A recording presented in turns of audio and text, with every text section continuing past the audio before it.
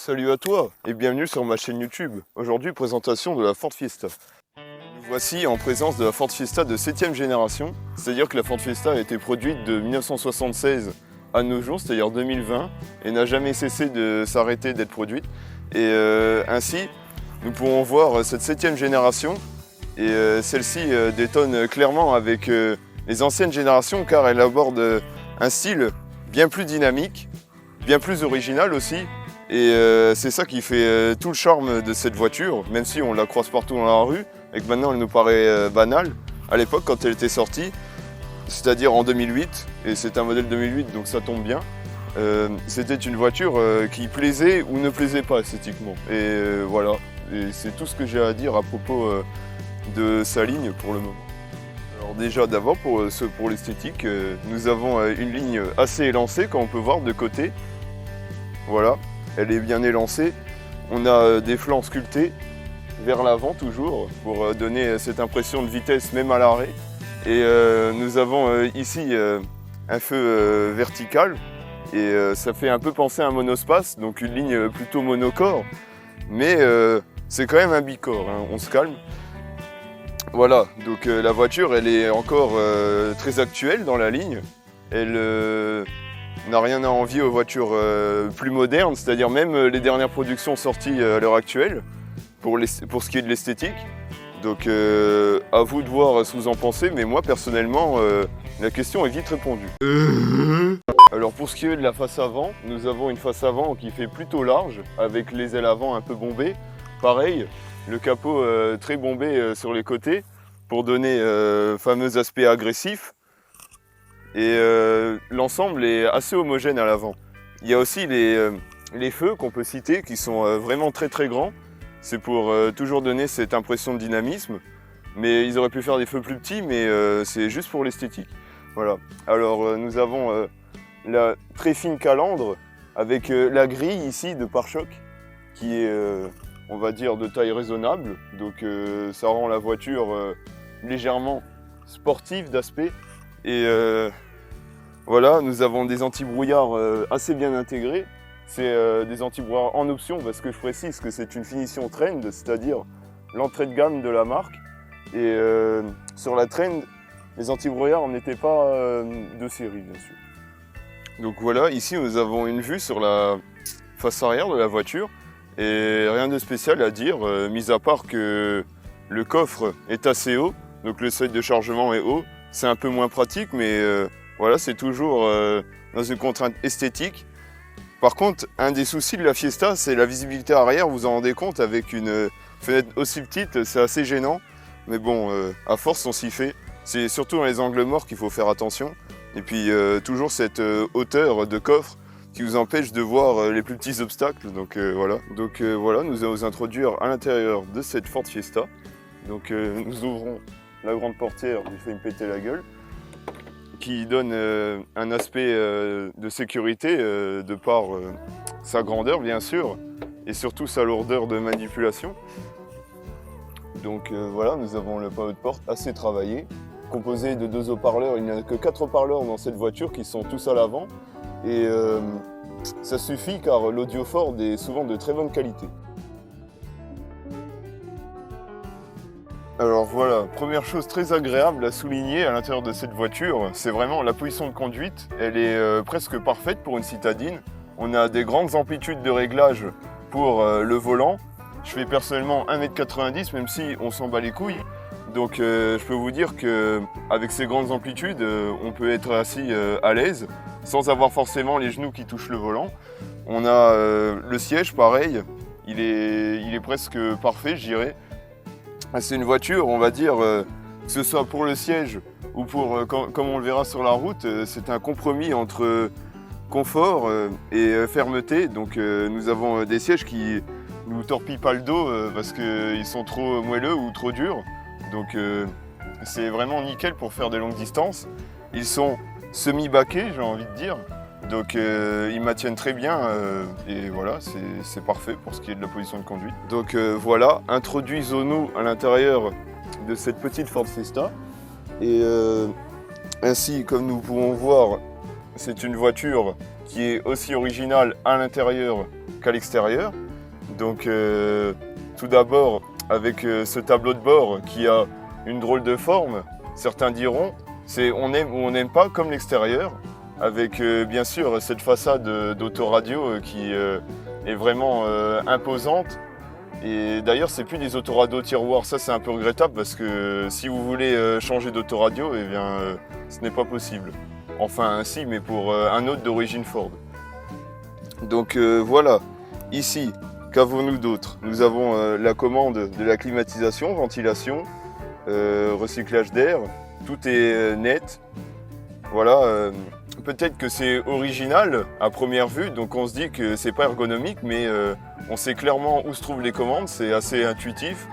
Et en même temps, la voiture n'a pas beaucoup d'options, donc c'est assez normal. Donc voilà, la boîte à gants, si vous voulez voir ce qu'il y a à l'intérieur. Les masques, hein, bien sûr, toujours emportés. Donc voilà. Hein. Ici, nous avons un grand pare-brise. Alors ça, c'est vraiment agréable, le grand pare-brise. C'est pour tout ce qui est visibilité, éclairage, la voiture, elle fait assez lumineuse. Avec le grand pare-brise, plus le ciel de toit gris, c'est nickel. Clairement, il n'y a rien à dire là-dessus. Alors voilà, pour les maniaques de la qualité intérieure, je peux vous dire que la Fiesta est plutôt bien construite à l'intérieur. On a une planche de bord quasiment entièrement, je dis bien quasiment entièrement car ici c'est du plastique dur comme partout ailleurs dans la voiture, mais cette partie de la voiture possède du plastique moussé, ce qui est assez agréable. Et elle est assez bien équipée, elle a des airbags genoux, elle a des airbags latéraux, et elle a bien sûr l'airbag conducteur et passager. Et rien d'autre à dire là-dessus. Aussi, pour ce qu'on parle de la qualité, parce que là j'ai un peu divagué sur le sujet, on peut aussi très bien parler de la qualité des plastiques ici. C'est des plastiques durs, c'est plutôt bien assemblé, les bruits parasites sont assez rares. Voilà, c'est à souligner. Donc ça peut arriver ici au niveau de la commande du levier de vitesse qu'on entende des vibrations, mais ça vient des plastiques et ça se résout en tapant. Donc voilà, on va revenir un coup sur les sièges. On peut voir qu'ils sont bien dessinés. Comme j'ai dit précédemment, semi-baquet, bon maintien. Ici, nous avons quelques petits dessins assez fantaisistes sur le siège. Donc c'est agréable à l'œil, c'est un plus, quoi. Et les sièges, que ce soit conducteur ou passager, sont bien sûr rabattables vu que c'est une 3 portes. Mais le seul souci, c'est que ceux-ci, ils ne sont pas à mémoire de position. Donc si on rabattait le siège ou quoi que ce soit, il ne reviendra pas toujours exactement à l'endroit où il était. Donc voilà, ici la banquette arrière, vous pouvez voir c'est une banquette arrière classique. Il n'y a que deux appuis-têtes, excusez-moi, à l'arrière, c'est assez désagréable, mais bon, voilà, il vaudrait mieux privilégier la sécurité qu'autre chose, n'est-ce pas Ford? Donc voilà, ici nous avons les panneaux de porte arrière avec des rangements qui sont pas très vastes mais bien assez pratiques quand même. Alors petits accoudoirs. Ici nous avons un appendice pour mettre une enceinte, mais le câblage n'y est pas présent et ni l'enceinte, donc ça sert un peu à rien, c'est juste pour le style et pour les finitions plus hautes pour ceux qui ont dépensé un peu plus d'argent pour l'achat de leur voiture. Voilà.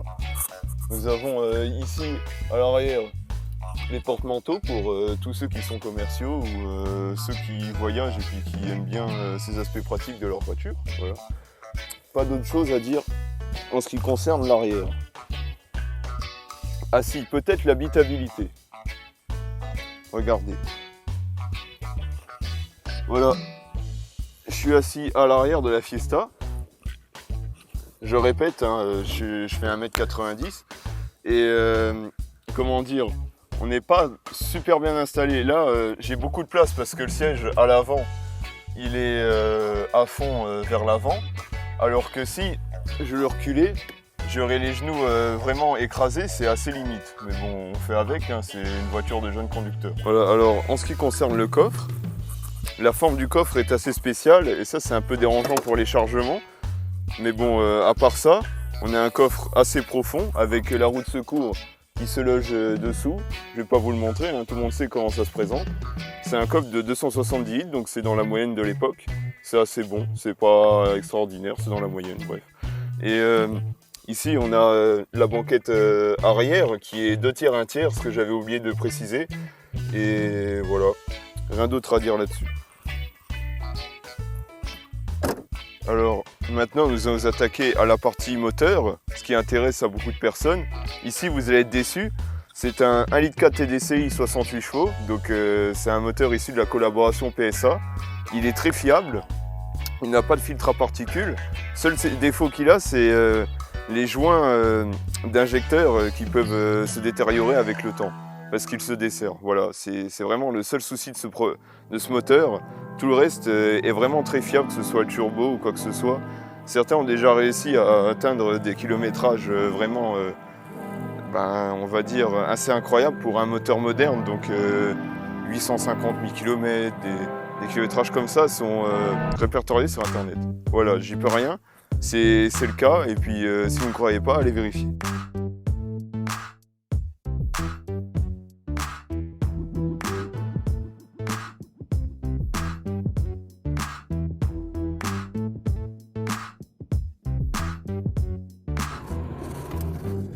Donc nous voilà au volant de la Ford Fiesta pour l'essai routier. Donc déjà ce qu'on peut dire, c'est que l'ergonomie est très bonne. Tout nous tombe sous la main, vraiment c'est agréable. On n'a pas à chercher les commandes, comment dire, de midi à 14h. Il y a plein de choses comme ça. Déjà la commande de volant, ça facilite la tâche pour ce qui est de l'autoradio. On n'a pas de régulateur limiteur, ça c'est en option, mais bon, c'est pas grave, hein, c'est qu'une citadine qu'on utilise sur les petits trajets généralement. Et voilà, alors déjà, ce qui nous marque, c'est là je roule sur des routes actuellement un peu défoncées. Et pourtant, la suspension amortit quand même bien. C'est pas trop ferme, on va dire, c'est polyvalent quoi. Les suspensions sont même un peu trop souples pour le comportement routier. On va voir après. La voiture, elle prend un peu de roulis sur ses appuis, mais sinon, il n'y a rien à déclarer là-dessus. Hein. Tout est très bien. Rien à signaler. Donc voilà, la visibilité, elle profite à la conduite. C'est plus agréable. On voit vraiment bien où on va. C'est pas perturbant. Ce qu'on peut dire aussi, c'est qu'en manœuvre, là, j'ai pas fait d'exemple pour la vidéo, tant pis. Hein. Mais c'est pour dire que la maniabilité de la voiture est très bonne. En ville, elle se gare vraiment dans des trous de souris. Ça m'a déjà sauvé la vie pour des rendez-vous. Et donc voilà, nickel. Donc, on est sur la petite route là. On va voir ce que donne la voiture au volant.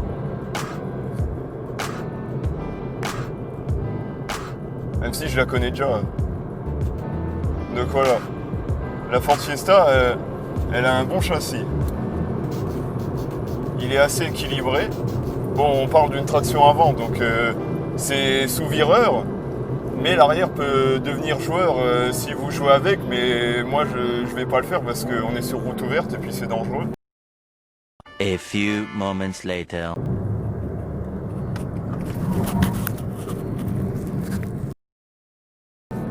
Donc voilà, la voiture se comporte très bien, il n'y a aucun souci avec ça.